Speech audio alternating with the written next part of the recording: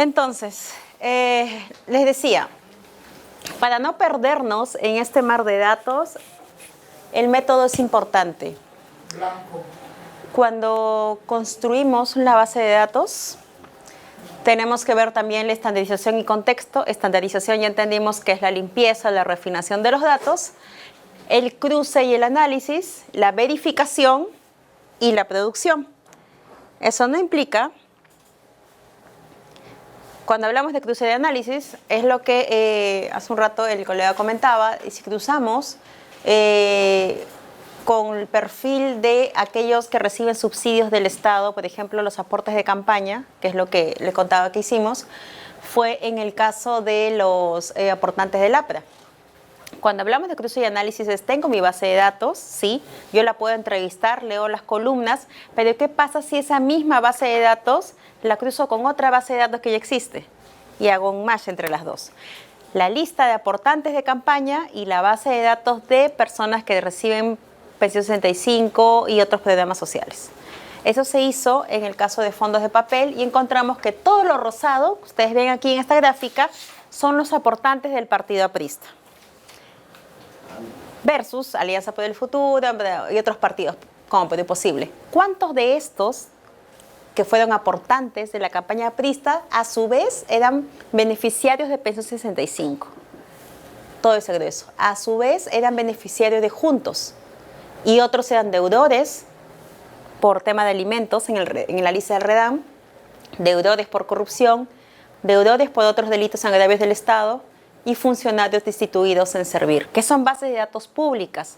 Las descargamos, las scrapeamos, lo juntamos en un Excel, le dijimos al programador, haz que estas dos tablas se lean y dime tú cuántas coincidencias encontramos. Y encontramos esas coincidencias, que un grueso de los aportantes del partido aprista eran beneficiarios de programas sociales. Eso también pasa por el cruce del análisis, que como dije es de campo, sí, pero también puede ser a nivel de dos bases de datos. Y ello no exime, e insisto mucho en eso, no exime el trabajo de campo. Salida a la calle, la verificación, la contrastación, no está exonerada para nada del periodismo de datos. Esto no es un trabajo de escritorio, solamente nos da luces, mayores luces a nivel macro, para no solo ver un hecho, como el caso de los doleidos, sino ver el sistema. Ya no el árbol, sino el bosque. El reporteo tradicional nuevamente no se exime porque si no los datos también nos podrían mentir. Todo tiene un contexto, todo tiene un porqué. ¿Por qué trabajamos con bases de datos? Para ir más allá de la cobertura diaria y del reporte de los hechos, para aproximarnos al origen y causas del mismo, para profundizar el contexto, identificar y develar sistemas, para entender las relaciones de poder.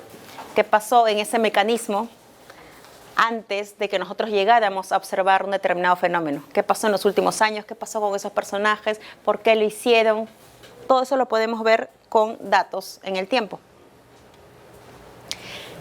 Lo que preguntaban hace un rato, ¿qué tipos de bases de datos o de dónde extraemos las datas? ¿Solamente es datos públicos? Bueno, hay tres formas de extraer la data. Sí, la primera es la que vimos, base de datos construidas. ¿Cómo es la base de datos construida? ¿Se acuerdan la tabla que hice aquí con su DNIs? Esa es una base de datos construida, que yo puedo asignar una determinada variable, determinado indicador, a la información que yo pueda de repente poseer. ¿Se acuerdan lo de el tema de salud, que decíamos qué indicadores debe tener la variable salud para decir que alguien es saludable? Exactamente lo mismo. Allí sería, yo puedo construir datos de cuántas personas acá son donadores de órganos, cuántas personas aquí son saludables, cuántas personas aquí tienen determinada edad, determinadas creencias, determinados grados académicos, cuántos años de experiencia. Yo puedo construir todo eso. Y de cada variable que yo construya tiene que tener indicadores. Si yo voy a construir la variable de repente donación de órganos en base a sus DNIs, y esa va a ser mi variable, es decir, mi columna, la fila, ¿qué cosa debe contener? Sí o no. Esos son los únicos indicadores. Pero no todo es tan sencillo. Hay indicadores que son más complejos, que yo debo tratar de elaborar. Eso es cuando yo construyo una base de datos. Tengo una información en un Word, en un PDF, un atestado, un expediente fiscal, o los reportes que nos llegan de la policía. Cada vez que atrapan a alguien, a un delincuente, o hacen una intervención de narcotráfico, o una incautación de droga o de oro ilegal, nos llega una nota de prensa, ¿no? Una típica nota de prensa que dice, hoy a las 12 horas detuvo a tal persona, y entre paréntesis ponen la edad, dice, con tantos kilos de droga en la calle tal. ¿Qué pasa si ese simple nota de prensa la convertimos en una base de datos que alimentamos siempre? Podemos hacer una columna que ponga el nombre del detenido, la edad del detenido, el lugar donde ocurrió, con cuántos kilos de drogas la agarraron, estuvo solo o estuvo con 2, 3 más. Yo puedo, cada día que me llega nota de prensa a la redacción con esas notas policiales, puedo crear una base de datos que no me va a tomar más de 2 minutos.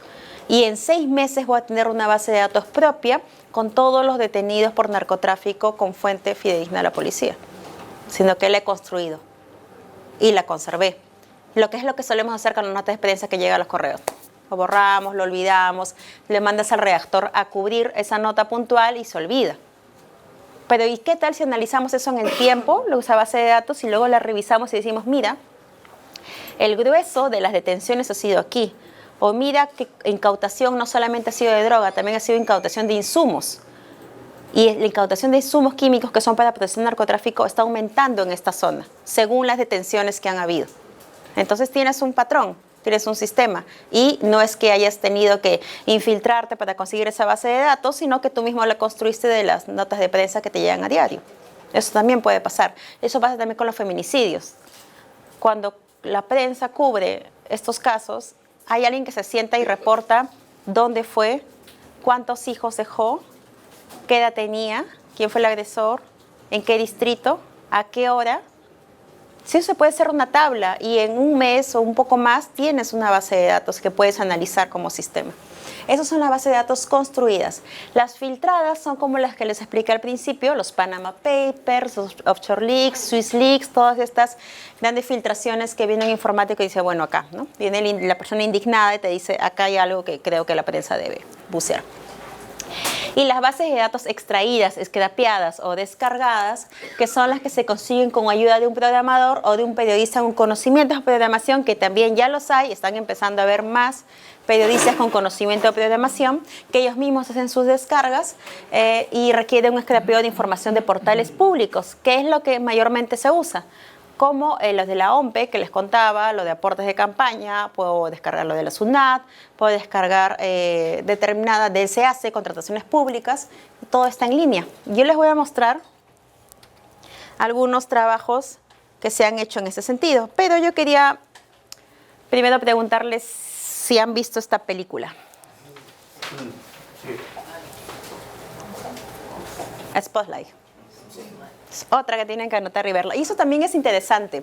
Cuando queramos jalar también a los estudiantes sobre este tipo de periodismo, también nosotros no solo naveguemos en lo tradicional, busquemos también series, busquemos películas, busquemos ese tipo de conexión con la que ellos puedan estar de repente más cerca. Y a nosotros también nos interesa, ¿no? ¿Cuántos nosotros nos ponemos a ver Netflix al llegar a casa o ver películas?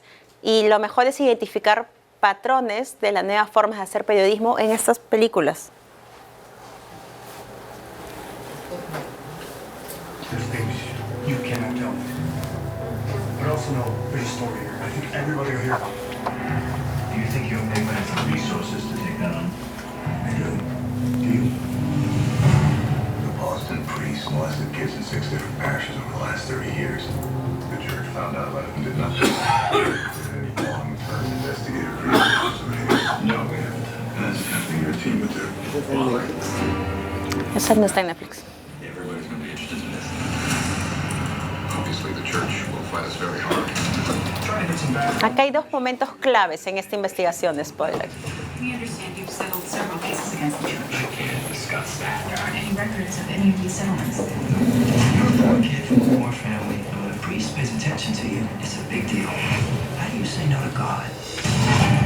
Spotlight. Just the tip line. You think he's done something? I want to keep digging. Show me the king. Aquí. Hay una parte en la que From the top down. a él le dicen... Vale, quiero que la vean todo y luego la retrocedo. 90 priests. If there were 90 of these bastards, people would know. Maybe they do. You're going to give me the names and the names of their victims. Are you threatening me? I am here because I care. We're going to tell this story. We're going to tell it right. Maybe we can keep this between us until we all get on the same page. Is that why we're here, to get on the same page? We've got two stories here. A story about degenerate clergy and a story about a bunch of lawyers turning child abuse into a cottage industry. Which story do you want us to write? Because we're writing one. ¿Se dan cuenta lo que le dice? Que allí hay dos historias. Hay dos historias. Una, la de un sacerdote que comete algo, un hecho, y la otra, la de un clero, la de un sistema que lo había estado haciendo por años. Y que incluso había estado encubriendo el tema con un grupo de abogados. ¿Qué historia quieres que yo cuente?, le dice. ¿El hecho o el sistema? ¿Cómo ellos descubren el sistema? Hay una parte en la que le dice, bueno, no son uno o dos, son 90 casos. If there were 90 of these bastards, Si hubieran 90 de estos, lo sabríamos, dice. Es que nadie lo había investigado así. Nadie había visto que eran tantos. Say no to God. That's why I like Una parte acá. Y reciben llamada a esta parte. Reciben una y otra llamada.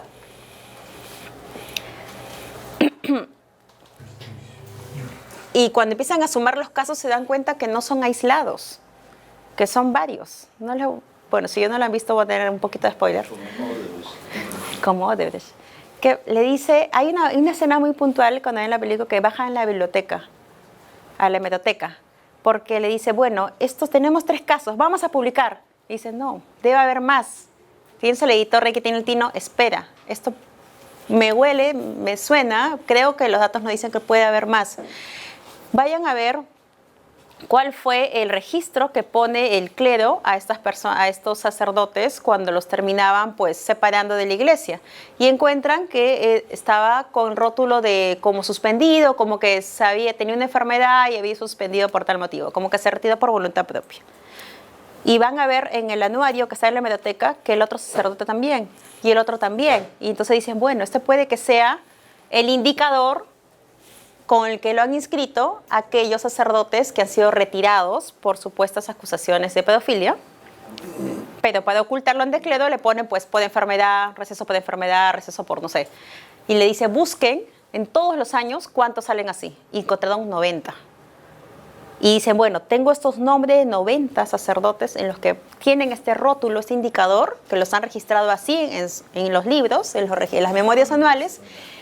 Y entonces, ¿qué les quedaba a ellos? Tocar puerta por puerta y ver los casos denunciados, y empezaron a reconstruir y se dieron cuenta que sí, de que esos 90 eran parte también de los sacerdotes denunciados y que había un grupo de abogados que estaba tratando de ocultarlo. Pero si solo iban con 1 o 2 historias, no hubiera tenido el impacto que tuvo Spotlight. Esperaron y esperaron meses, trabajaron en equipo, lo vieron como datos, lo vieron como un sistema y encontraron 90 curas. Por eso el director del medio, el editor, va y se enfrenta al abogado de este grupo de sacerdotes y le dice, tengo 2 historias. Tengo la historia de un sacerdote que abusó y tengo la historia de clero que sistemáticamente lo hizo y con ayuda de abogados como ustedes. ¿Cuál quieres que cuente? Porque voy a contar cualquiera de las 2. Y tenía todo el sustento para contar la segunda. Cuando ocurren estas cosas, a veces, bueno, nosotros cuando vemos la película ya analizando como datos, nos emocionamos y decimos, mira, está usando bases de datos, ¿no? Porque nadie así nomás lo detecta cuando ve una película de ese tipo. Pero esto significa pues que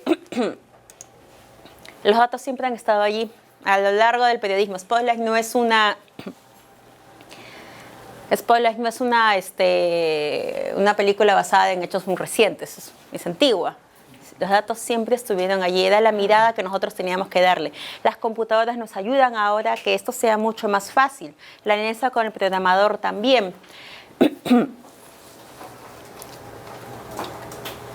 ¿Qué más se puede hacer con datos construidos? Porque lo que hicieron ellos es construir una base de datos, ¿no? De la memoria anual del clero empezaron a construir sus propias columnas e indicadores. Pero ¿qué cosa podemos hacer nosotros con datos construidos? Hicimos una plataforma porque donde investigamos patrimonio robado. Conseguimos e hicimos pedidos de acceso a la información al Ministerio de Cultura. Conseguimos documentos de la policía. Se puede scrapear algunas bases de datos también, y la base de datos públicas del FBI en cuanto a patrimonio también es libre. Entonces hicimos memoria robada, que es un buscador de tiene reportajes, los documentos que los subimos y también las investigaciones para ver cómo se ha movido el tráfico de patrimonio. Este es el buscador. Yo puedo ver acá por robo, subastas, repatriaciones y registro.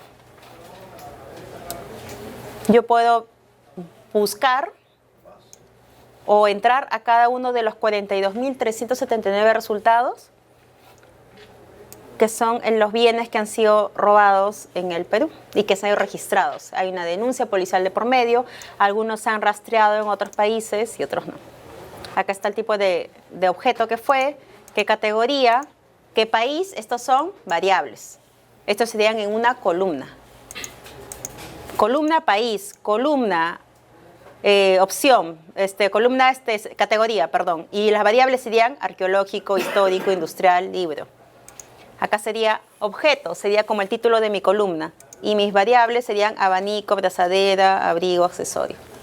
Detrás de esto hay un Excel. El programador coge y lo convierte en algo visual. Pero yo tengo que entender cómo quiere que se lo presente. Nos ha pasado que al principio hacíamos columnas. ¿No han visto que los Excel tienen a veces un rótulo acá como encabezado y tiene acá otro pequeño y otro más y acá recién vienen las columnas? A veces lo hacen por ponerlo bonito, un título, cogen dos celdas, lo ponen en grande. Eso no sirve para analizar los datos porque no lo va a jalar. Tienes que tener columnas y filas así sencillas y entender el tema de la variable y del indicador para que se pueda reflejar así. Y acá, por ejemplo, yo puedo ver todas las piezas robadas, incluso ingresar a su ficha para tener el detalle, ¿no? ¿Qué es lo que pasó con ese bien o no? Uno de estos que reportamos aquí, que fue un cuadro de la Virgen María, fue encontrado luego en Cusco. Es como que hicimos la ficha de las personas desaparecidas, pero en este caso lo hicimos con patrimonio robado. Bueno, y aparte en los reportajes, se hizo un documental, se trabajó con gente de otros países, se hizo un montón de cosas con este especial. Aparte de esto, de memoria robada, el caso de Lavallato también fue como una nota informativa muy básica que dijimos, bueno, hay demasiados personajes involucrados, demasiados casos, apenas estalló en la historia hace como 2 años. Entonces dijimos, bueno, hay que hacer un Excel sencillo en el que digamos por cada caso quiénes son los personajes involucrados. Entonces tenemos el caso Odebrecht y ponemos en una columna empresa involucrada Odebrecht y se repite la cantidad de veces necesarias. Ponemos el caso primero, pago de 20 millones de dólares y presunta colaboración en la Intervención Icasur. ¿Quién está allí? La constructora pagó sobornos, una pequeña descripción. Y al costado, acá hay más columnas que dicen el nombre del personaje y el cargo que tuvo, que son datos que finalmente van acá, el nombre y el cargo, el nombre y el cargo. Odebrecht, eso es lo que se repite allá. Y la descripción, pago de 20 millones y presunta colusión, Intervención Icasur, es lo que está acá en la descripción de arriba. Lo que vemos reflejado al final en una web sale del Excel y depende mucho del orden que le vamos a dar acá para que se lea así. El programador nos ayuda a nivel visual, puede acomodar unas cosas, pero eso tiene que estar bien construido. Caso Metro de Lima, pago de financiamiento y aquí tenemos los personajes. Uno toca la carita de cada uno y sale una ficha muy similar a la que hemos visto ahorita en Patrimonio con un resumen del caso. Los que hablábamos del sector privado, también investigamos, esto ya fue no con datos construidos, sino con datos filtrados, fue qué es lo que pasaba en el sector bancario.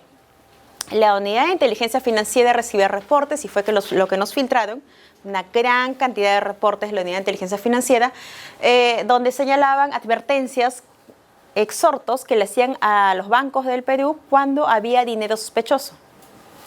Es decir, si alguien quería pues meter, no sé, 2 millones de dólares y hacer un depósito directo, ¿qué te dice la ley? Que tienes que levantar y te hacen sellar un documento diciendo de dónde vino el dinero, es como una operación sospechosa.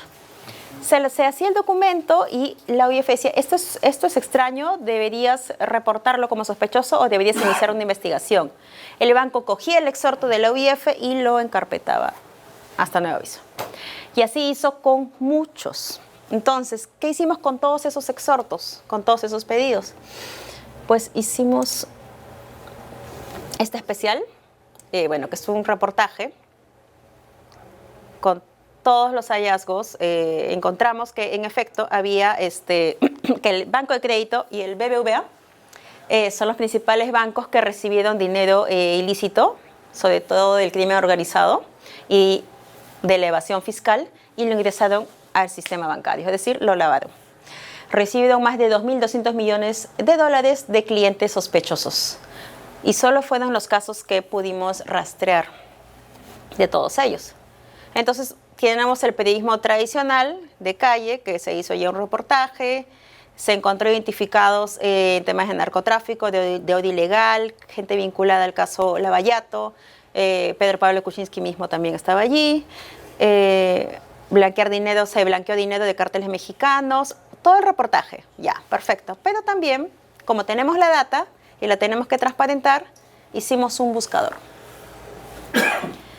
Un buscador en la que cualquiera puede explorar los casos que al menos hemos llegado a identificar, porque esto sigue, podemos seguir rastreando más de los documentos que no se pudo leer y identificar más historias.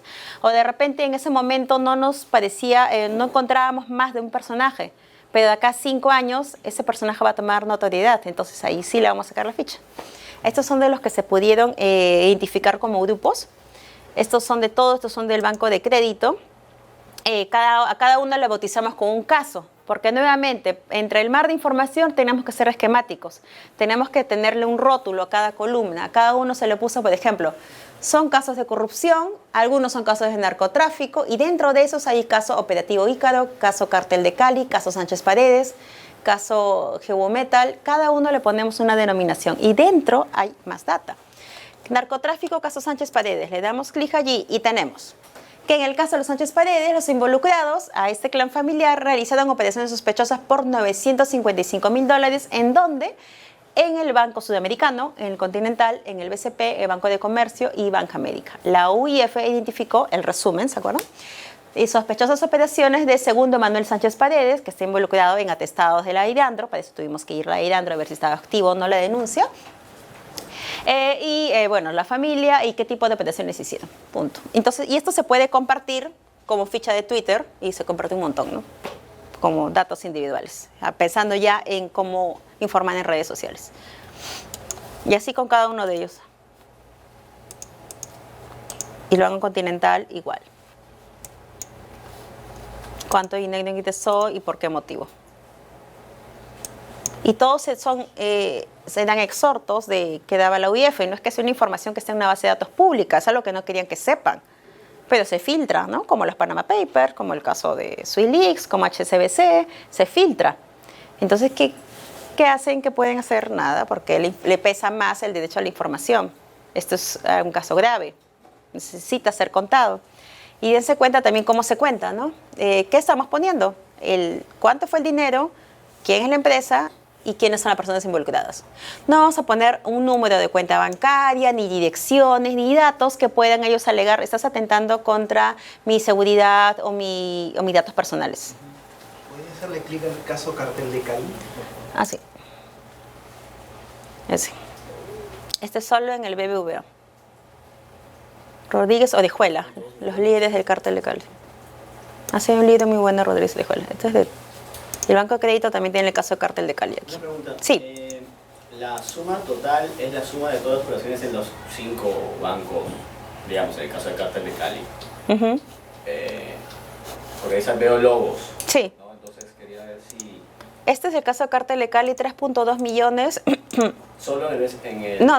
banco? No, es la suma. La suma. Es la suma. ¿Se puede saber, o sea, por ejemplo, no sé, pues, se agregaría que doy clic sobre la imagen de un banco y me sale el número, el monto de operación del banco, ¿se puede saber? En las notas está detallada con algunos casos concretos, que los quedan más llamativos. Se dijo tanto dinero fue a tal banco, tanto dinero a otro banco, en el reportaje.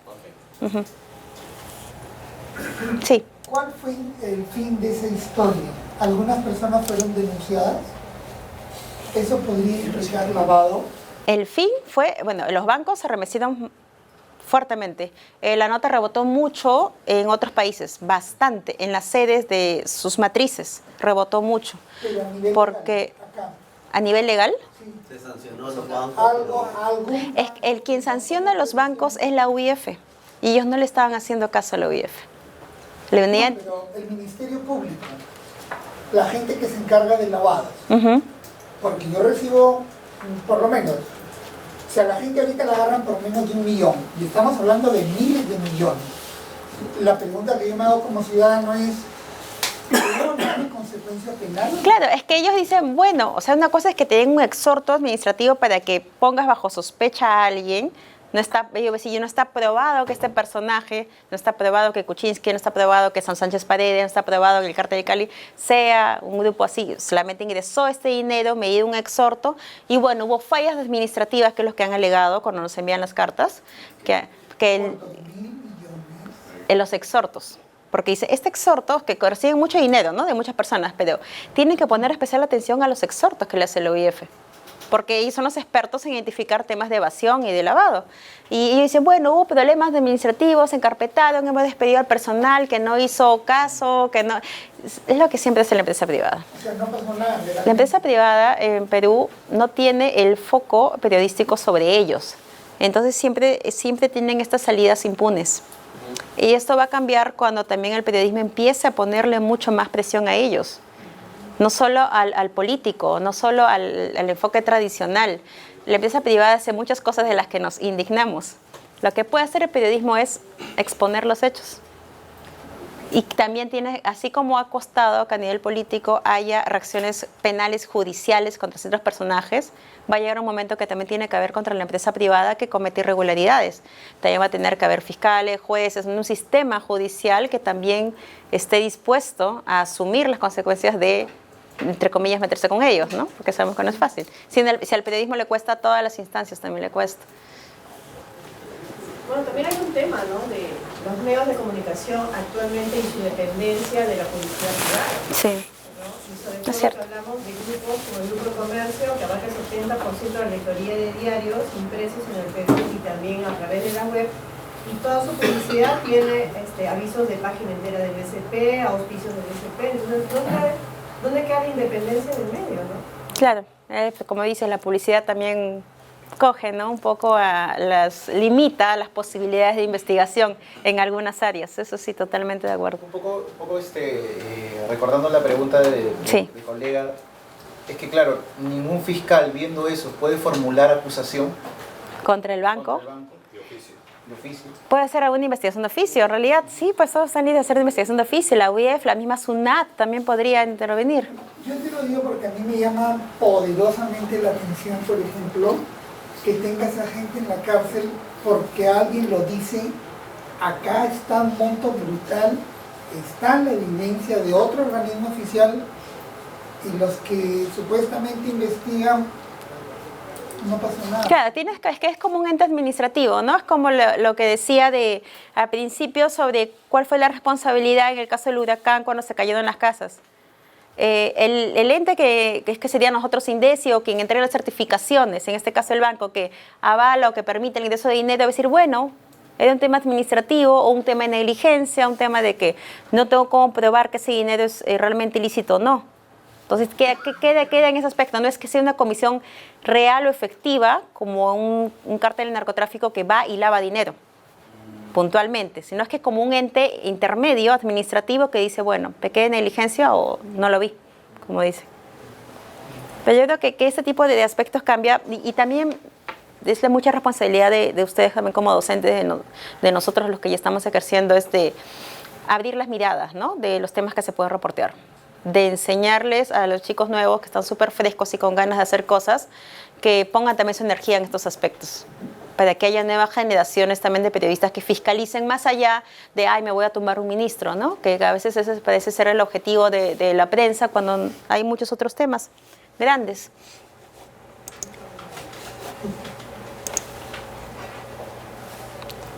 Esta es la base de datos, por ejemplo, que está atrás de parte de la base de datos que está atrás de INEDOLIX.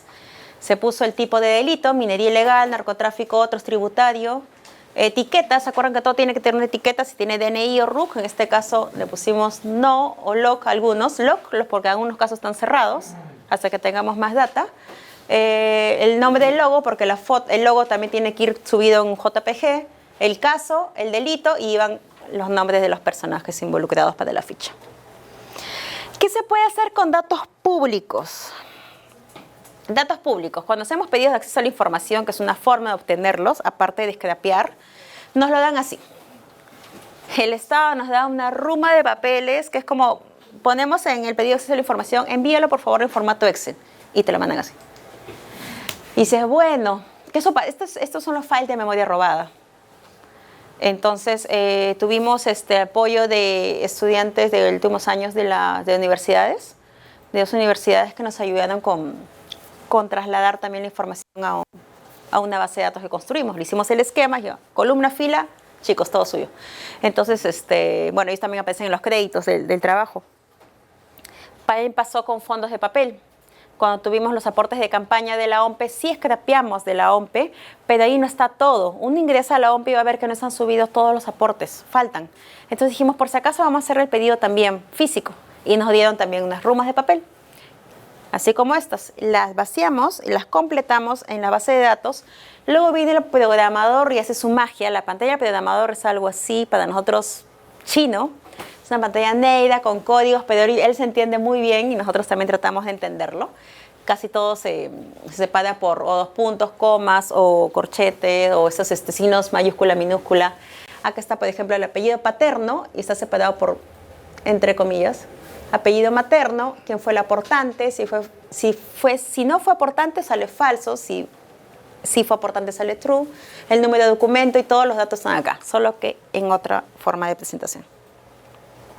Y luego decimos, ¿cómo lo diseñamos? ¿Qué hacemos? ¿Qué tipo de formato presentamos para fondos de papel, para aportes de campaña?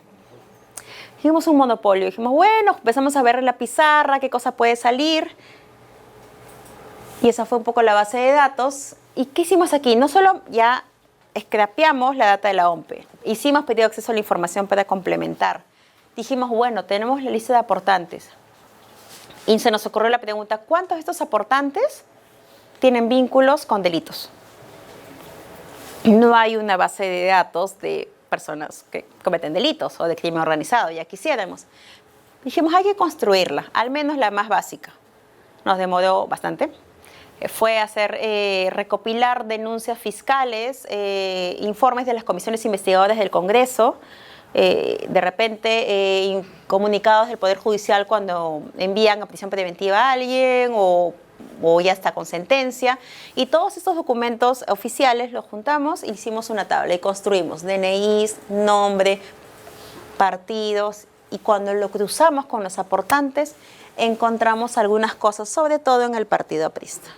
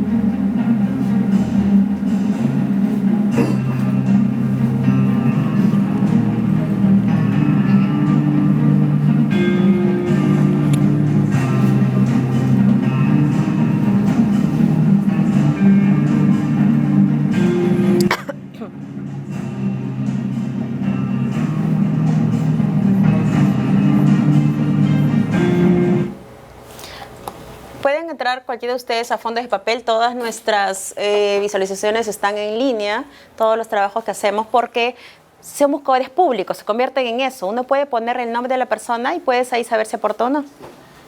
En los premios estos Cannes Lion de publicidad, sí.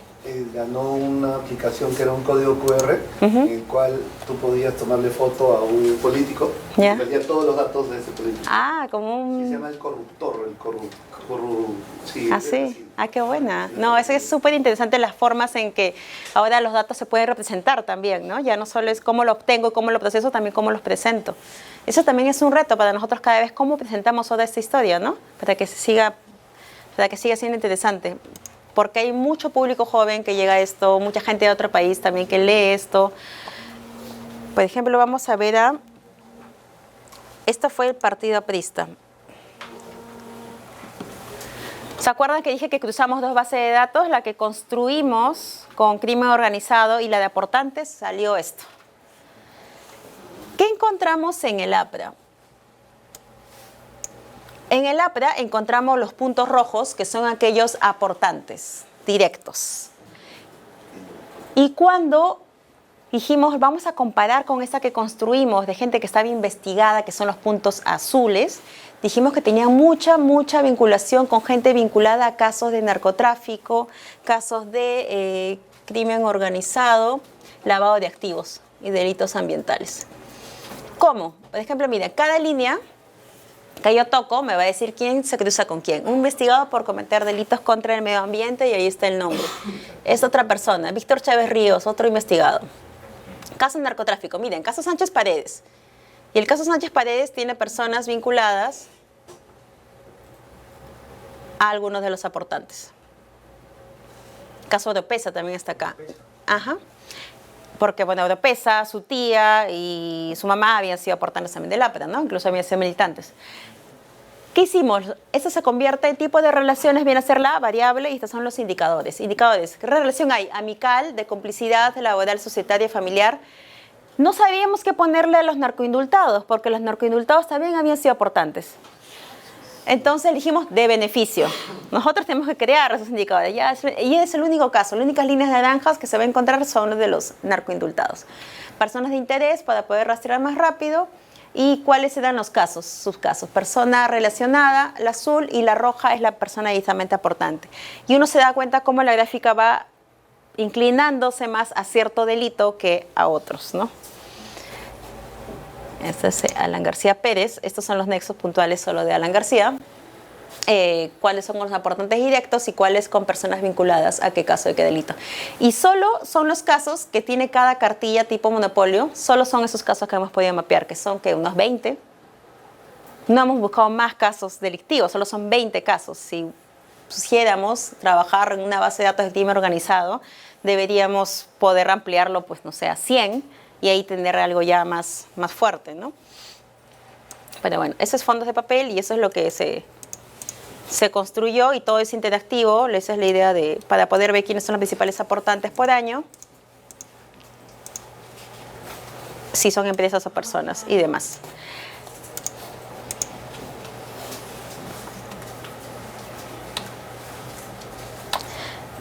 ¿Qué otro tipo de cosas se puede trabajar con bases de datos construidas? Nosotros hicimos un especial, Los Dueños del Agua, para trabajar con este buscador de la Autoridad Nacional del Agua, para ver las licencias que se otorgan a todos los sectores, a minería, a exportación, digamos, también hay, creo, licencias poblacionales, todo tipo de licencias. Dijimos, bueno, vamos a extraer todo, vamos a hacer un mapa y ver cómo lo trabajamos. El especial de Los Dueños del Agua es este. Dijimos, bueno, esto empezó como una nota informativa hace 2 años, luego sacamos 3 más. Dijimos, acá hay algo más importante, que no solo nos podemos o nos debemos quedar con notas informativas sobre cuántas licencias tiene esta empresa, cuántas licencias de agua tiene la minería, no, vamos a ver todo. Y como se hizo todo, se hizo un site especial, que se llama Los Dueños del Agua, que tiene un documental y también la forma de presentarlo, ¿no? Eso también a nosotros ha sido todo un aprendizaje. Ya no es como antes, que tenemos que hacer la nota y le dejamos que el fotógrafo o el infografista haga su magia. Nosotros tenemos que diseñar esto. Tenemos que pensar cómo va a ser las fotografías, inspirarnos en otros medios de fuera para ver cómo se puede contar. Ahorita Comunidad Huaca no cuentan con ningún servicio. No tenemos agua, luz, desagüe. Creo que entiendo con esas, sin tener esas condiciones, estamos en extrema pobreza.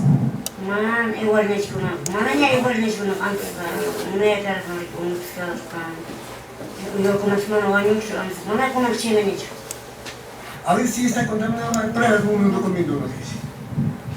Entonces para hacer análisis, como no tenemos nada, ¿con qué podemos hacer análisis? Nos cuesta mucho.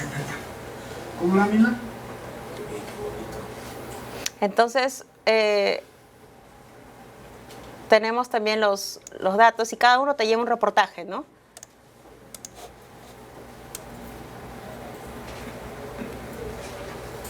Esto, por ejemplo, ¿se acuerdan cuando les decía tenemos la base de datos y para qué nos sirve visualizar previamente antes de publicar?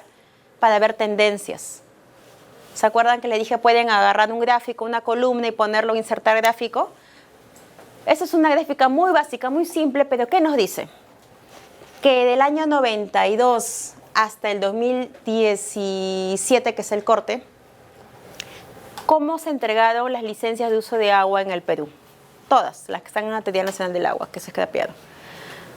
Se dan, digamos, de un modo, digamos, va subiendo y hasta un año concreto, que es el 2012 y el 2015, 2014-2015, que hay unos picos muy grandes, sobre todo este. ¿Qué cosa pasó ahí? Y uno dice, bueno, aquí empieza la parte de reporteo, la parte de contexto. Este fue el periodo del gobierno de Humala en que se permite o que se empieza a hacer la formalización de la minería. Uno de los requisitos que pide para formalizar la minería es tener una licencia formal para extraer agua. El agua se usa para lavar los minerales, para pavimentar los caminos. ¿Qué pasó aquí en este año concreto? Dijimos, bueno, acá hay un pico, ya lo extraño, podríamos ir a reportear a la zona. ¿Dónde ha sido? ¿Cuál es el dato que eleva por departamentos este pico? Encontramos que había sido Madre de Dios. O sea, ¿por qué Madre de Dios tiene la mayor licencia de uso de agua? Yo pensé, bueno, Apurímac, Cusco, donde están los nuevos proyectos mineros. No, había sido Madre de Dios. Claro, los mineros informales, la minería ilegal, está tratando de pasar como legal, obteniendo del Estado, y lo obtuvo. Han obtenido del Estado licencias para extraer agua de forma legal para lavar con mercurio. Terminas contaminando con permiso del Estado. Nadie ha investigado eso todavía, ni nosotros no hemos tenido tiempo. Pero la data nos dice cosas por años, por momentos. La gráfica nos va a decir, aquí puede haber algo. Tú, reportero, sal y busca. Es lo que nos muestran los datos. ¿Ves? Son 189 licencias entregadas al 2014 para usos de agua. Lo mismo hicimos en el sector agrario, que fue otra cosa interesante. Dijimos, acá hay un fenómeno, ¿qué está pasando? El contexto, empezamos a leer qué cosa había ocurrido, hablar con expertos y dijimos, ya, esto fue así. El año 2005, el Estado declara por resolución suprema, base de una resolución suprema, la veda de pozos. Porque el sector costeto, sobre todo en Ica y Villacuri, estaban ya en crisis y en estrés hídrico. Ya no se podían cavar más pozos, no había más agua subterránea, la de exportación se la había tomado toda. Entonces empiezan a secarse, dicen, no más pozos. Vean, el agua superficial es el amarillo, el agua subterránea es el azul. Dicen, no más pozos este año, y empiezan a subir la demanda de agua superficial, más de arriba. Bueno, ya es como que están acaparando más porque ya no le permite sacar de abajo. Pero hubo una bajada enorme de agua superficial y subió, ya en veda, sube el agua subterránea. ¿Qué pasó? Había una pequeña cláusula en la norma que te decía, ya no puedes perforar más pozos, ya no puedes sacar más agua subterránea, pero lo que sí puedes hacer es que si tú tenías un pozo que ya usabas, pero que no lo habías regularizado, no lo habías declarado, lo puedes inscribir. Oh, maravilla, todos empezaron a inscribir sus pozos que no habían declarado. ¿Qué pasaba? ¿Cómo lo hicieron? Dice que, bueno, tanta informalidad había entre las grandes agroexportadoras. Un usuario, agricultor, una persona, una familia normal, allá en Ica, a usar agua subterránea, puedes cavar hasta 10 metros con tu pala, tu pico y tu sistema tradicional. Cuando ya cavan 10 metros ya no tienen más agua, tienen que cavar más abajo y no tienen de forma de cavar más abajo. La empresa sí, tiene grandes maquinarias y puede cavar 10 veces más que eso. Entonces, ¿qué empezó a hacer en esos años la empresa? Iban a estas casas y decían, yo te compro tu pozo. Ya existía el pozo, no está creando uno nuevo, pero ya con un fin industrial es otra cosa, sacando mucho más. Yo te compro tu pozo. Entonces viene con sus grandes tuberías, maquinarias y ahora saca. Y de pronto dice, bueno, y le dice a la ANA, ¿no? Al Estado, yo no voy a cavar más pozos, pero tengo 6 ahí que no había registrado. En realidad sí los ha comprado, ¿no? Y ese boom, ese pico de licencias para que sigan extrayendo hasta hoy en día agua subterránea. Aquí se legalizó, digamos, ya la muerte definitiva del uso de los acuíferos en la zona costera. Si ya estábamos aquí en estrés hídrico, ya después de eso ya imposible. Son detalles que nos dan los datos. Nuevamente, eso no se puede ver si alguna fuente te lo dice, si tú vas y lo ves, lo reporteas. Los datos te muestran un sistema, algo en el tiempo, algo que pareciera nuevamente de ciencia ficción si me lo contaran antes de los datos.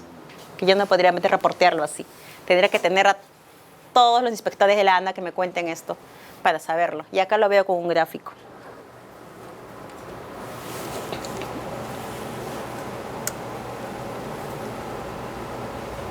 Este es el uso de agua industrial. Quien concentra más la explotación de agua para fines industriales, las pesqueras, azucareras, embotelladoras, ¿dónde están? En Lima, en Ica y en Puno. Y Lima e Ica tienen más uso de agua industrial para grandes empresas, zona costera, zona sin agua, ¿no? Y agua poblacional, que es la que finalmente termina usando las redes como Sedapal para potabilizar, ¿de dónde salen? El amarillo es agua subterránea. También estamos incidiendo nosotros como consumo directo de agua subterránea de Sedapal. En Lima, en Lambayeque, bueno, toda la zona costera, Piura, Callao, Ica y La Libertad, Tacna, Tumbes, también tienen una fuerte presencia de agua subterránea. ¿Qué va a pasar cuando eso se acabe? Que ya no va, es una cadena, ¿se dan cuenta? Que se podría empezar a reportear.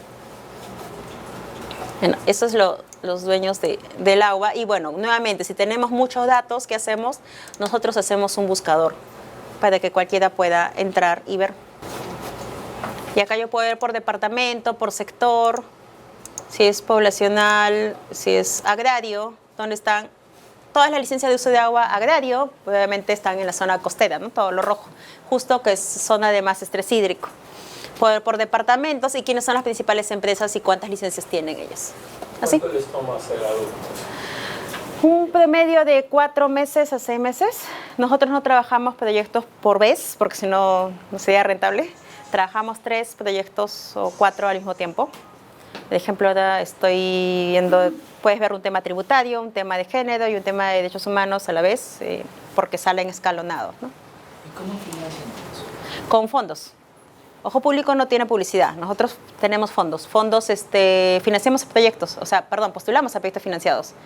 Por ejemplo, hay mucha convocatoria. No sé si han visto estas plataformas del JNet, donde te ponen oportunidades para medios de comunicación, hay becas, la Fundación Gabo, la Fundación de Nuevo Periodismo, el mismo consorcio, el Open Society, te pone fondos de repente para periodistas que investigan temas medioambientales, fondos para periodistas que investigan corrupción, fondos para periodistas que investigan género. Entonces uno hace un proyecto, pues eso les decía, hacer un esquema con hipótesis, con plazos, todo, porque también te ordena, pero también te ayuda digamos, a cumplir con el financista. Y te dice, tú postulas, así como tú postulan medios de todos los países. Ellos deciden cuál. Hay la aceleradora de velocidad, está Sembra Media. Son, digamos, organizaciones periodísticas que también financian a otros. El mismo consorcio de periodistas de investigación también financia grandes proyectos, sobre todo los de filtraciones. Ellos son los que ayudan mucho con los Panama Papers, ¿no? Para toda la logística. ¿Y qué pasa con eso? Nosotros postulamos y te dicen, bueno, es un esquema, ¿no? Si tú ganas el fondo, el proyecto, tienes 2, 3 meses, 4 meses, lo que sea, lo que uno decida. Oxfam también creo que financia proyectos tributarios. Y uno dice, bueno, yo quiero presentar este proyecto, si les parece interesante, tiene que ser innovador o un ángulo más o menos potente, te lo aprueban. Se lo aprueban ya. estás así con uno, con otro. Nosotros nos financiamos con eso y dando talleres, muchos talleres de capacitación. Esas son nuestras dos formas de financiamiento porque no tenemos publicidad. Si no, sería muy difícil hacer estas cosas con publicidad. Entonces, esto fue Los Dueños del Agua. ¿Qué tipos de usos hay para las bases de datos? Notas informativas. Se puede hacer notas informativas basadas en datos sin necesidad de hacer un gran trabajo como Los Dueños del Agua. Les voy a mostrar ejemplos ahorita.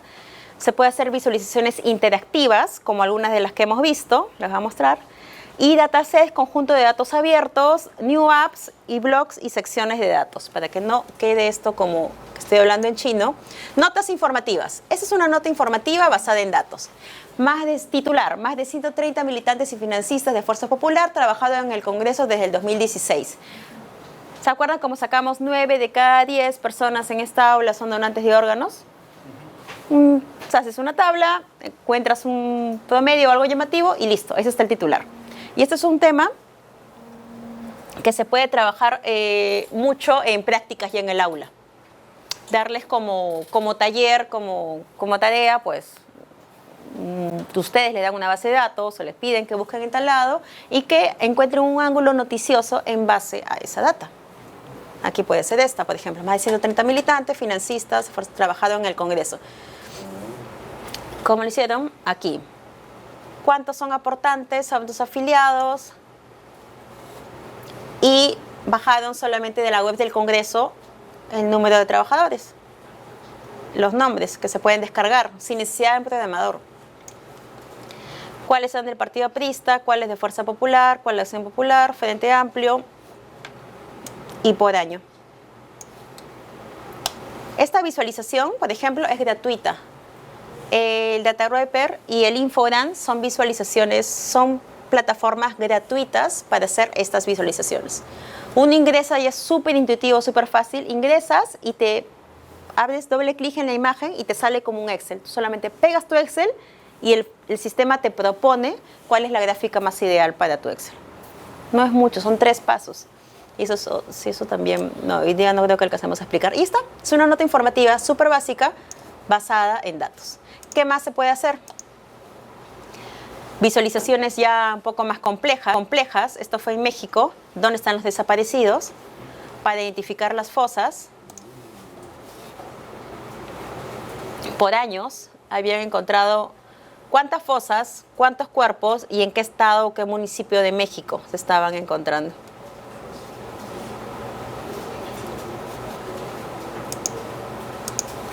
Y esto es por cuerpos también. Y tú vas viendo por años, sí, se va moviendo la tabla. Y el mapa también. Puedes hacer, y eso va acompañado con un texto, ¿no? Este es otro trabajo que se hizo en Turquía y que ganó un premio el 2017. Es para identificar casos de feminicidio en mapas. Acá están las edades, cuándo fue la fecha y el lugar en que ocurrió el crimen. Y tú puedes acá filtrar por algunas características también.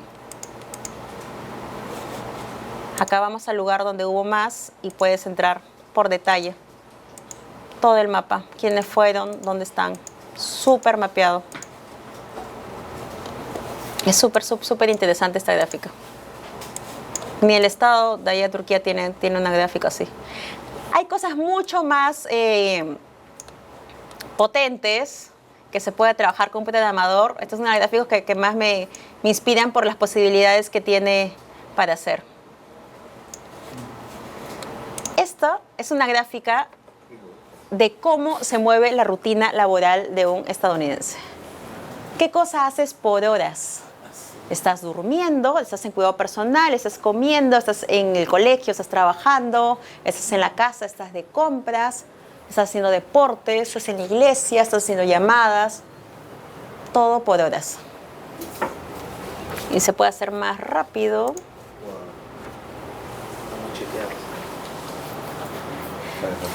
Los GPS que ponemos por celular, por ejemplo, pueden determinar y hacer un mapa así. El llamado Big Data, ¿no? Sí, eso ya es Big Data, esto ya es con minería de datos. Y es impresionante saber, bueno, todos creen que están durmiendo, hay gente que está trabajando igual de madrugada. Esta gráfica, por ejemplo, ahorita queremos replicarla. Estamos con el programador ahí detrás de esa gráfica diciendo cómo lo hizo, búscale el código para tratar de hacer. Puede ser para el tráfico, ¿no? Podría ser para el tráfico. Claro, y eso también es importante. ¿En qué momento sirve qué data y qué no? Porque a veces es muy visual, pero no es funcional. Hay casos que permiten y hay casos que no. Todos están durmiendo, trabajando un 1%, los madrugadores. Que trabaja el santo día. Ahí están. No duermen. Claro, los que están haciendo la tesis. Ahí estamos los de la tesis. Pero es súper interesante, o sea, los datos de verdad es...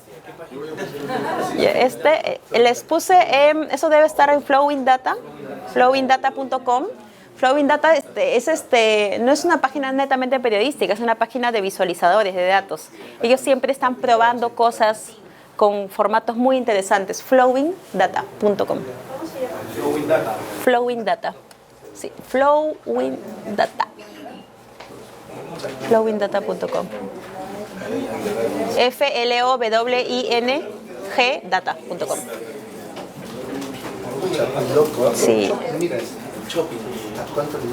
Claro, es realmente impresionante. O sea, nos hace repensar la forma de que nosotros consideramos algo muy cotidiano. Todos son datos. Hoy en día todos son datos. Mira, casi nadie llama por teléfono. Es full estadística. Claro, es full estadística. Sí. ¿Qué más se puede hacer? Datasets. Ya que no sé. Datasets. ¿Qué son los datasets? Nosotros hicimos un análisis de las exoneraciones tributarias en los últimos 10 años. Y fue muy sencillo porque el marco macroeconómico multianual se publica cada año, el MEF lo hace siempre en diciembre y al final anexa una tabla en el peruano. Lo que hicimos fue convertirla en Excel con un programa muy sencillo que es Small PDF, que te convierte PDFs en Excel, Word en Excel, todo. Y salimos con una tabla que limpiamos, ordenamos y tuvimos para hacer sobre las exoneraciones tributarias. A ver, privilegios fiscales, que se llama.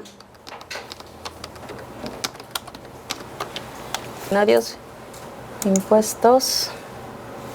Esta es la nota sobre los impuestos que no cobre el Estado. Se hizo la nota, quiénes fueron los ministros, qué cosas hicieron, qué permitieron, qué sectores económicos son los más beneficiados y el ranking, ¿no? De cuáles son los sectores que dejan de pagar impuestos y por qué motivos, documentación y demás. Pero ¿qué hay detrás de ese reportaje? ¿Se dan cuenta? No es que aquí se usó mucho visualización, sino más los datos, pero detrás de esto está esta tabla que se dejó de libre acceso. Cualquiera que entre a la nota la puede descargar. Y tenemos los sectores. Hidrocarburos, tenemos sector de Amazonía, sector comercio, construcción, cultura, deporte, minería, salud, pesca. ¿Y qué tipo de, si fue exoneración, inafectación u otro, si fue IGB, arancel, y por qué motivo?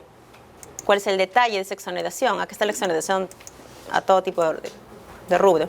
¿Y cuál fue el monto, no? El monto y el año. Lo hicimos para 10 años. Este es un dataset.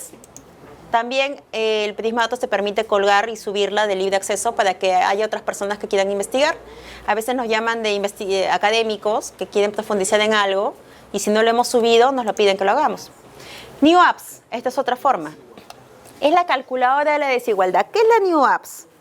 Cuando los datos te permiten hacer una aplicación interactiva con el usuario sin necesidad de que tú vayas con un reportaje a explicar de qué trata. Se mueven por sí solas, como decimos. Vamos a agarrar Perú, porque estamos en Perú. ¿Cuál es el sueldo mínimo? 900. 950, ¿no? O 30, ¿no? 930. ¿Cuántas personas creen que depende de 930 soles en un hogar? 6 personas con 930 soles. Pongamos que. ¿Cuántas personas? ¿2, 3? ¿Cuántas ponemos? Dígame un número. 6 personas con 930 soles. 3, papá, mamá. 4, papá. Ya, 4. Que solo papá trabaje y 4. Mamá cuida a los 2 niños. Sí. No, él trabaja. Ah, bueno. Ahí está. La mamá trabaja y el papá se ve con los niños. Perfecto. Entonces vamos a calcular. Está en el grupo de ingresos bajos, evidentemente. Hay gente que está más bajo todavía. ¿Qué pasa aquí en este grupo de ingresos bajos? Tenemos el grupo de los multimillonarios. Este grupo pertenecen las personas con un ingreso promedio mensual de 298.000 soles. ¿Qué hacemos? Es el grupo de multimillonarios. ¿Qué pasa ahorita? ¿Qué acaba de ocurrir? Esta persona que se mantiene con este sueldo, estas familias, dice que tendría que trabajar 107 años para tener el sueldo mensual de un multimillonario.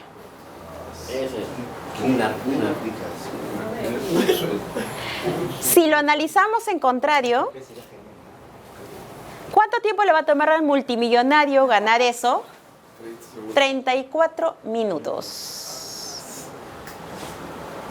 Nada.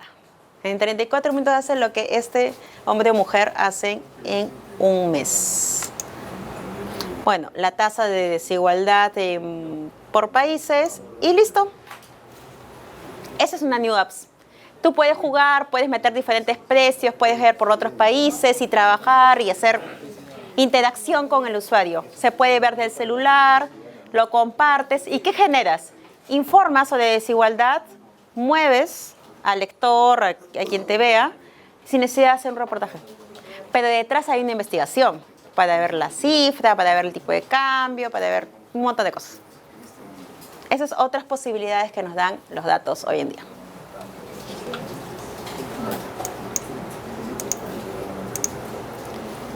Finalmente existen blogs de datos donde ya hay periodistas especializados. Síganle a ella, por favor. Es Hazel Fallas.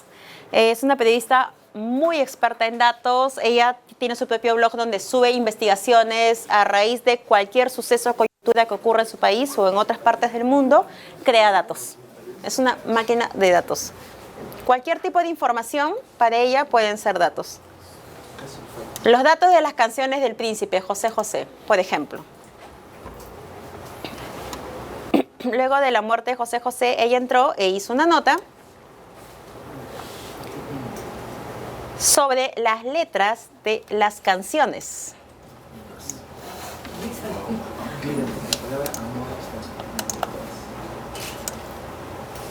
¿Cuántas canciones estaban disponibles en Spotify?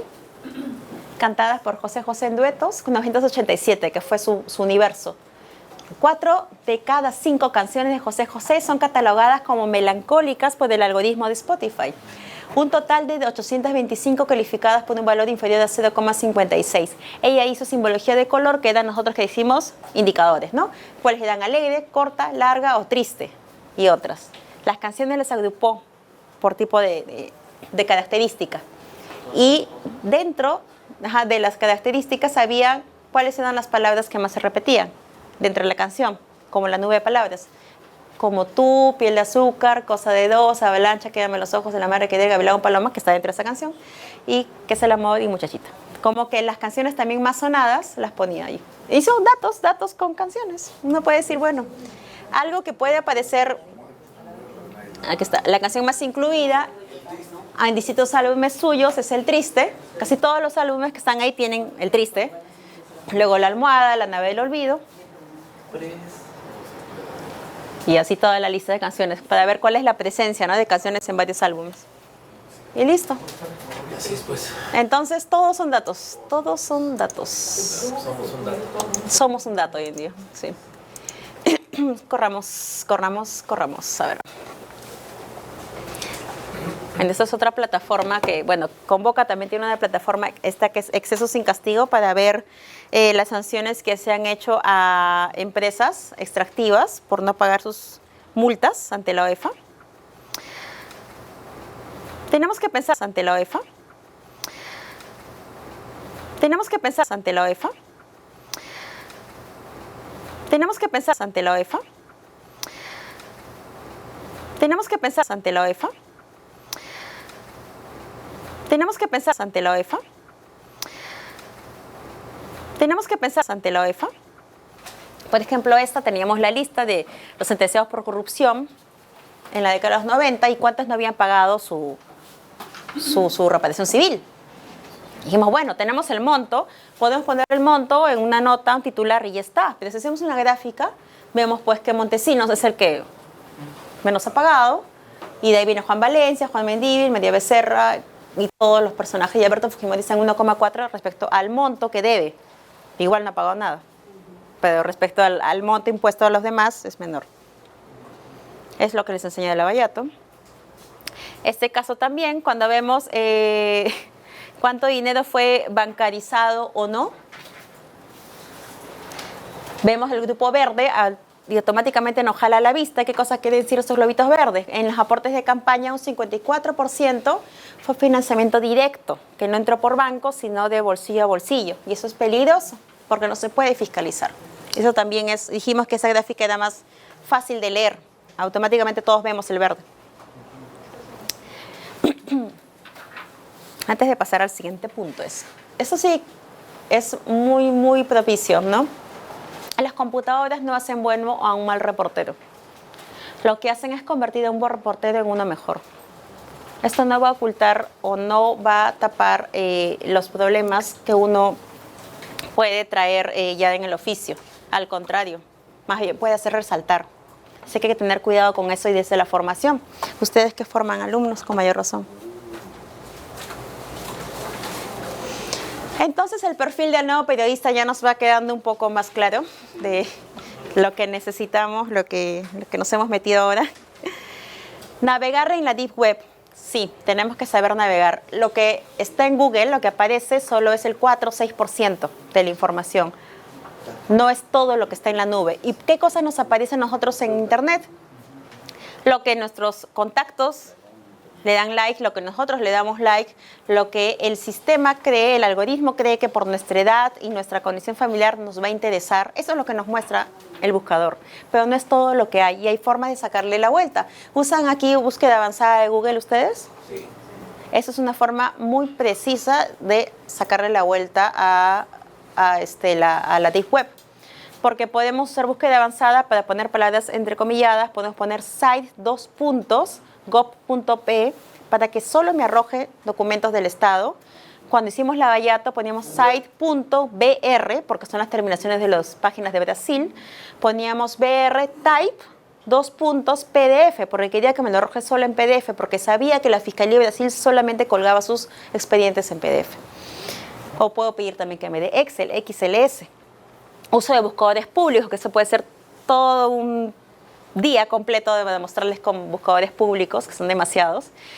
Construir y analizar bases de datos, que es lo que hemos estado viendo ahora, programas de limpieza y visualización, que es OpenRefine, comprensión de data estadística, ya vimos que es necesario tener la lógica, al menos la lógica estadística, análisis de patrones y de sistemas, que eso va de la mano. Pero no solo estamos hablando de capacidades técnicas, tecnológicas. Esto es importantísimo, el periodismo colaborativo. Dentro del perfil del nuevo periodista es esto. El lobo solitario que hablábamos se fue, murió, no tiene por qué regresar. Estamos ahora dándole la bienvenida al trabajo colaborativo. ¿Por qué? Porque uno solo no va a poder. ¿Por qué? Porque el periodista solo ya no es suficiente. Trabajas con un programador, con un analista, con un estadista, con un ilustrador, con muchas otras profesiones, con un sociólogo, con un antropólogo. Tienes que ver la data de una manera diferente. Ya no estás trabajando solo. El equipo se apoya en la tecnología, sí, para ofrecer cruces de datos, por ejemplo, pero el trabajo en equipo no solo es con el programador. Se busca patrones, tendencias y fenómenos que antes no podían ser analizados. El periodismo colaborativo tampoco voy a decir que nace con el periodismo de datos, porque no es así. El periodismo colaborativo tiene uno de sus ejemplos más antiguos, el 2002, en Colombia, cuando Orlando Sierra, subeditor del diario La Patria en Manizales, fue asesinado. Él estaba haciendo una investigación, a raíz de eso fue asesinado porque estaba siguiendo determinadas pistas. ¿Y qué hizo la revista Semana? La revista Semana, que era su medio, junto a varios colegas de otros medios de la ex llamada competencia, porque no debemos llamarla así, y se unieron fuerzas para publicar una investigación conjunta sobre posibles autores intelectuales del crimen. Se unieron y revelaron quién había un poco asesinado al colega. Uno de los ejemplos más recientes, tiene creo que un poquito más de un año, sobre periodismo colaborativo es esta página. Vamos a entrar a Forbidden Stories.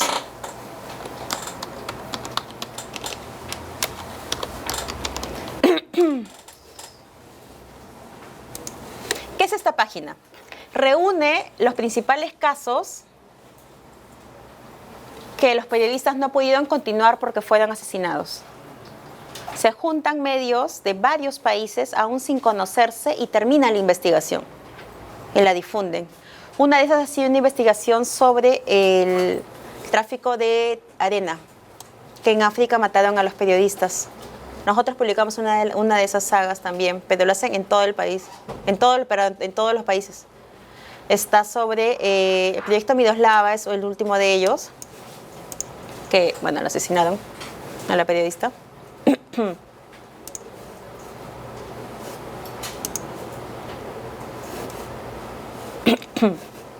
Lamentablemente, la delincuencia contra los periodistas en México no termina.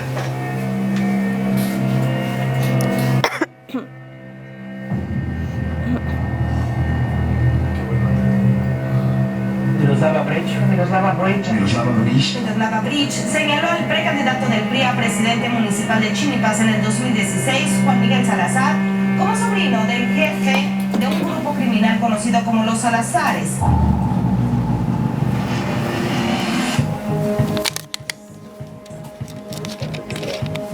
La Procuraduría General de la República nos respondió que no tenían ningún elemento para poder concluir que se trataba de un asunto de delincuencia organizada. Pero sobre ese tema no me puedo pronunciar, es parte de la investigación.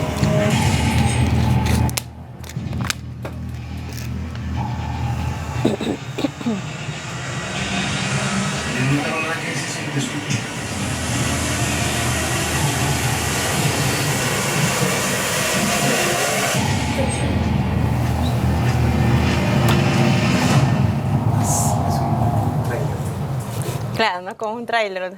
Y es una cosa súper interesante porque se ha hecho con temas medioambientales, con temas que pueden ser a veces peligrosos de que una sola persona lo haga.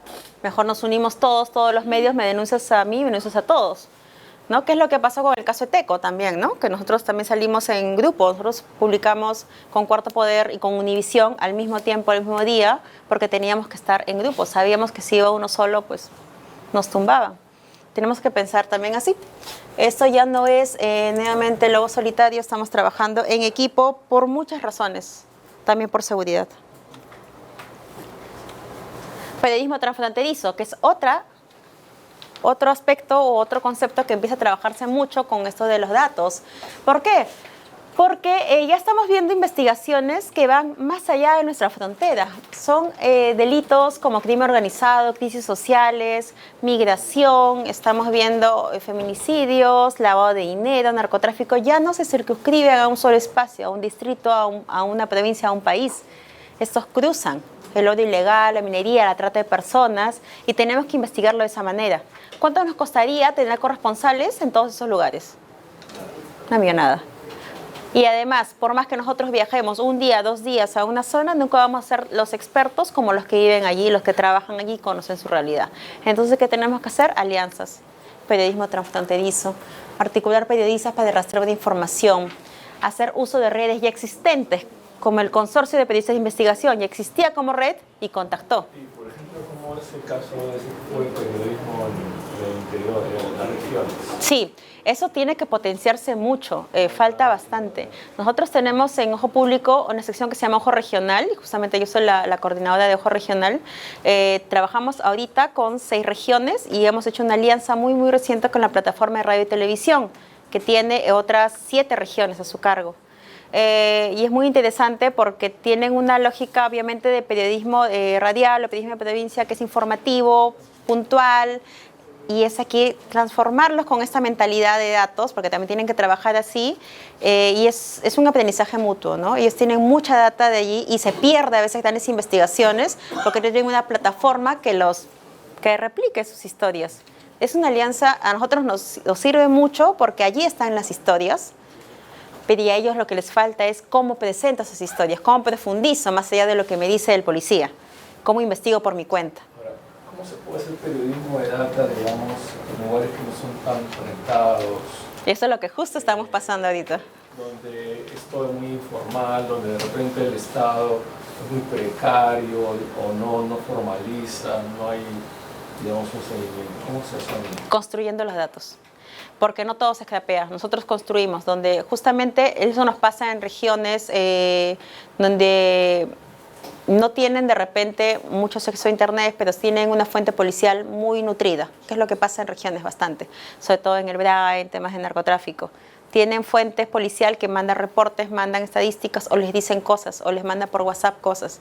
Digo, todo eso trasládalo en una base de datos, construye tu propia columna y crea tus propios datos. Es la única manera, porque ni siquiera a nivel de Lima tenemos bases de datos públicas súper rigurosas o súper potentes para extraer información, pero eso no va a ser un limitante, ¿no? Como vimos, en nuestros DNIs podemos sacar datos y esto sigue siendo solo un ángulo o una fuente importante de inspiración para analizar sistemas, pero no es la única herramienta como periodismo, ¿no? El periodismo tradicional sigue potente y sigue fuerte en ese aspecto, eso sí.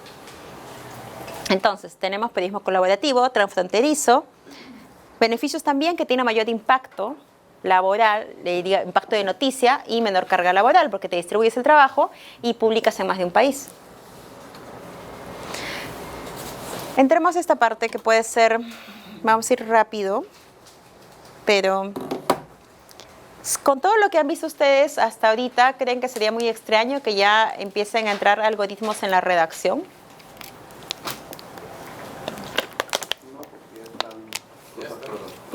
El programador usa algoritmos, claro, el periodista sí. Pero hay otros algoritmos, ¿no? Ya existen bots que redactan noticias. Tú los puedes programar con cosas muy básicas para hacer una nota informativa. Es verdad. Los grandes volúmenes de datos, que ya sabemos que existen y están en la nube, están en las datos públicas, no podemos subir de ellos, se les sumó en los últimos años en gran acceso a almacenamiento, a servidores públicos, la nube, ¿no? ¿Qué cosa resulta de esa suma? Que hay más algoritmos de Machine Learning. ¿Qué es esto? Que es la posibilidad que tú le das al sistema a que aprenda por sí mismo. Como que tú le dices, esto es A, esto es B, esto es C y esto es D, ahora tú hazlo solo. Ahora va a juntar A, C, D, B, B, C, D, A, D, B, A, por ejemplo. Tú le das los elementos y él lo trabaja. Y es como que le enseñas a alguien una vez y de allí lo hace para siempre. Entonces, ¿qué pasa si a uno de estos sistemas informáticos que permite que aprendan conceptos por sí solos, sin tener que lo tengas que programar cada vez, como cuando hacemos scrap y nosotros tenemos que programarlo cada vez porque modificamos nuestro requerimiento? Esta columna no, esto sí, este servidor no. Pero acá yo no quiero hacer eso, solamente lo quiero programar una vez para que lo haga siempre. Es lo que hace, lo decía, estas notas informativas. Por ejemplo, Bloomberg está trabajando con eso, algunas notas, que tú le dices, esto es lo que debe tener un primer párrafo, esta es una segunda, esta es una tercera. Tienes las notas de la bolsa de valores que ya sabes cuáles son los datos que siempre van a aparecer. Ratio, indicador, porcentajes, mes, año. Como siempre es la misma fórmula, va a jalar y va a armar notas. Y solamente va a cambiar el nombre de la primera empresa que estuvo esta semana o este día y la que cayó. Es una nota que se repite el esquema, ¿no? Entonces lo puede hacer una máquina, ya lo están haciendo las máquinas. Google también usa este sistema o este tipo de algoritmo para poder saber qué cosa busca la gente en Internet. Cada vez que ponemos algo, entonces ellos tienen un sistema, cada vez que ingresan por las palabras, lo pone. De repente, si la Copa del Mundial de Fútbol, si Kardashian fue la más buscada de la semana, qué cosa fue de la semana. Ya tienen un sistema, lo usan. Ustedes pongan en Google Trends y sale esta pantalla. Y ahí les va a decir qué cosa. Vamos a hacerlo rápido.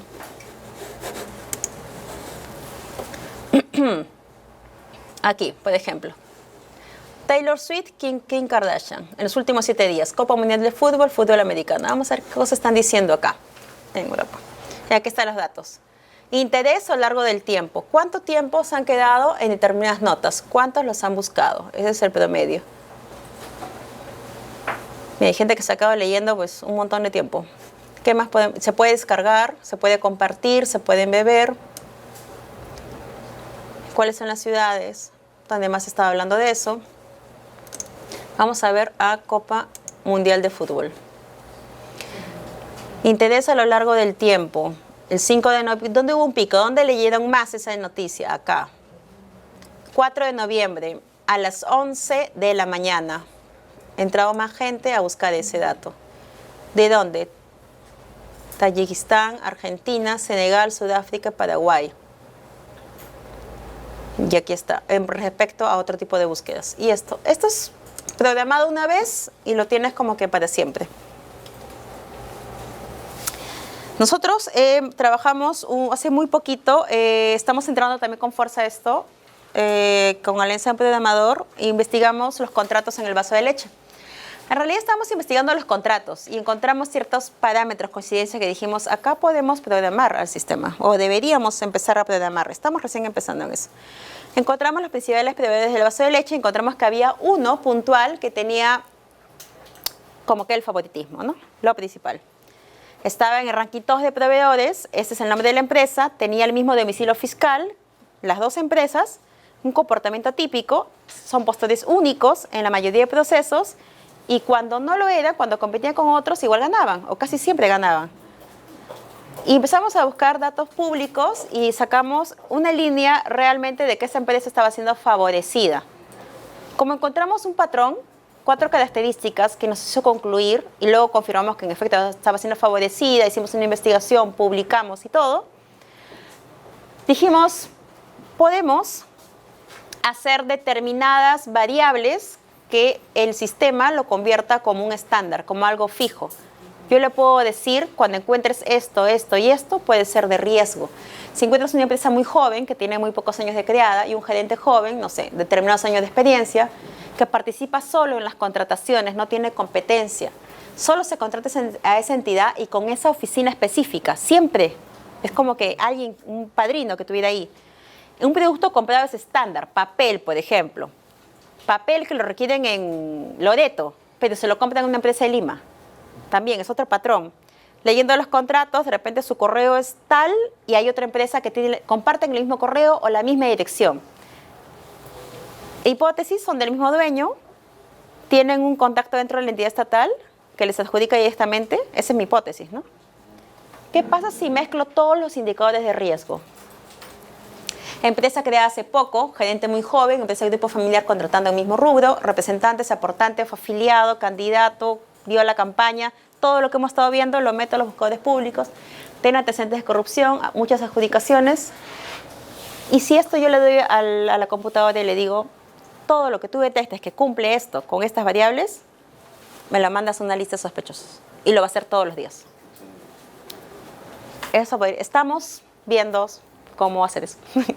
Porque ya existen antecedentes, estamos viendo cómo hacerlo con casos de corrupción. Eso es el proyecto FUNES, que debemos estar lanzándolo a inicios del próximo año para detectar un algoritmo que detecta la corrupción en casos de contrataciones públicas. Vamos a ver qué tal nos va. Bueno, junta todos esos elementos, y es lo que le he dicho. Entonces, ya para cerrar, si hay tanta información en la web, también hay muchas mentiras en la web. Como es tanta la data, ¿cómo distinguimos qué cosa es real y qué cosa es falso?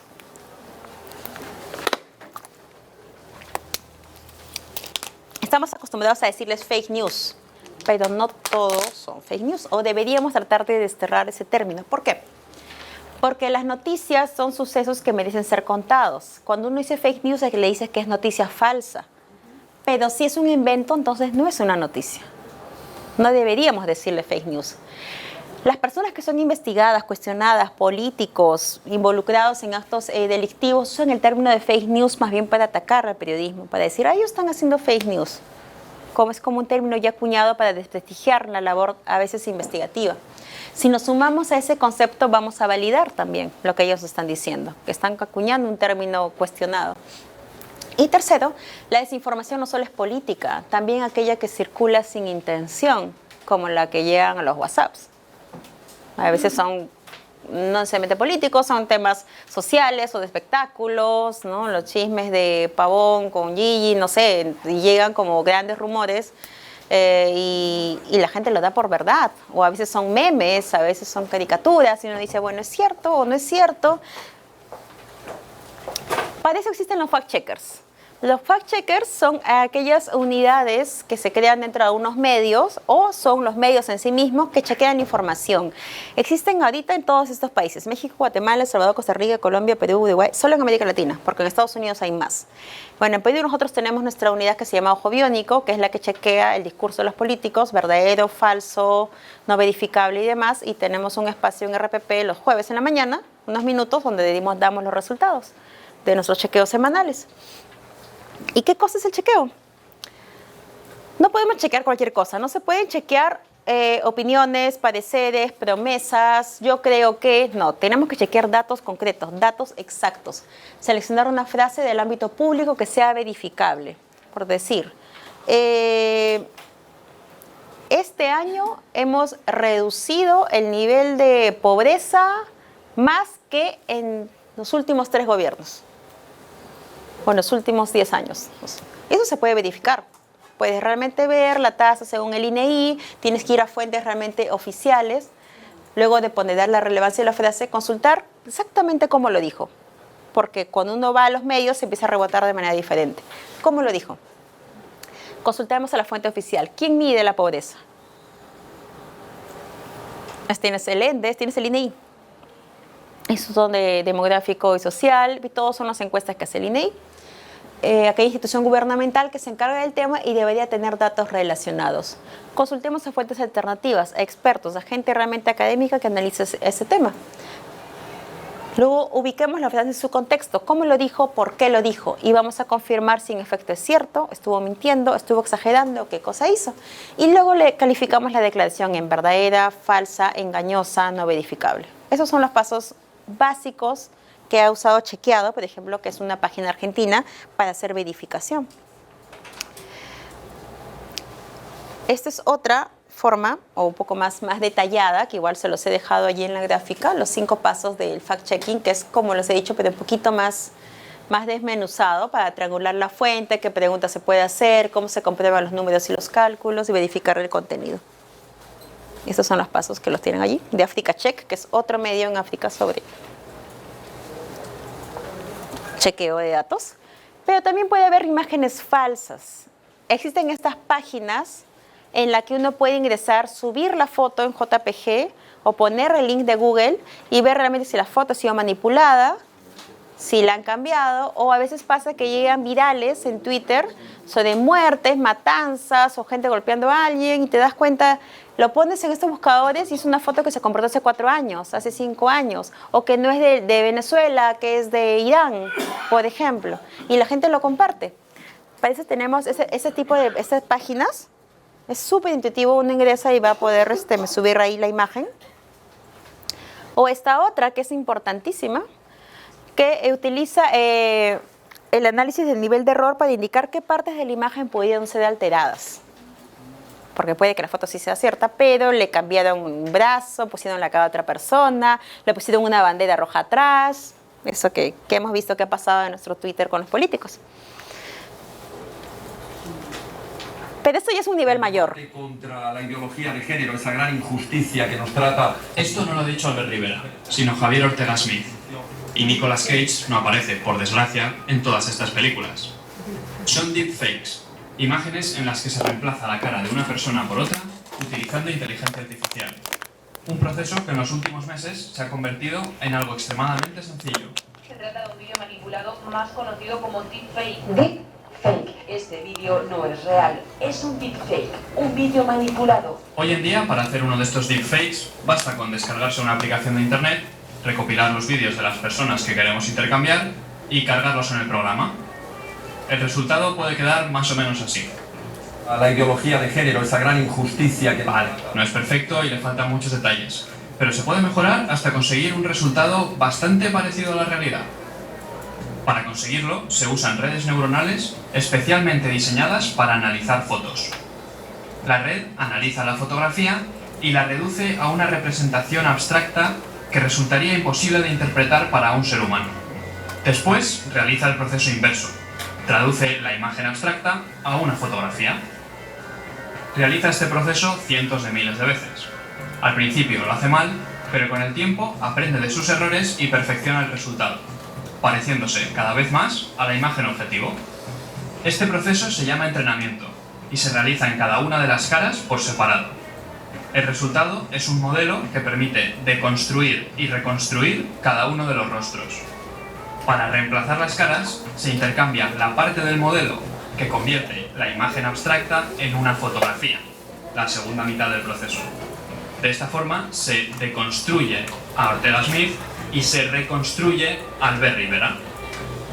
Pero para que todo esto funcione, se necesitan vídeos con diferentes condiciones de iluminación y perspectiva de cada una de las personas. En nuestro ejemplo hemos utilizado unas 3000 de cada uno. El programa es gratuito y de código abierto, y con mínimos conocimientos puedes hacer ejemplos así. Además de cambiar caras, este tipo de tecnología se puede aplicar de muchas otras maneras. Investigadores de Google, por ejemplo, han avanzado en la creación de voces sintéticas muy difíciles de distinguir de voces reales. That girl did a video about Star Wars lipstick. That girl did a video about Star Wars lipstick.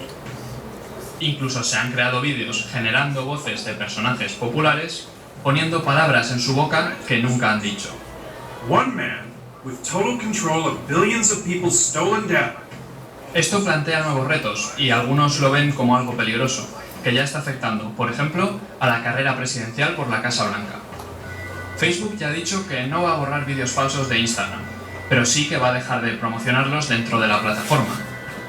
Adobe, la empresa que desarrolla Photoshop, ya está trabajando en herramientas para detectar imágenes manipuladas, que podrían detectar los deepfakes más avanzados.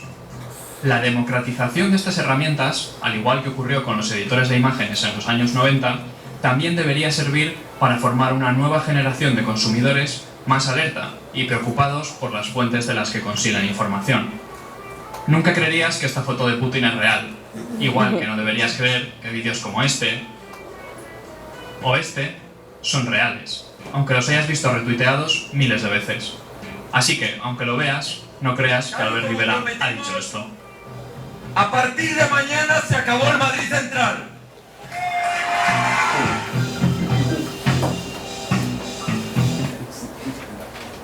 Ya, como que ese es otro nivel, ¿no?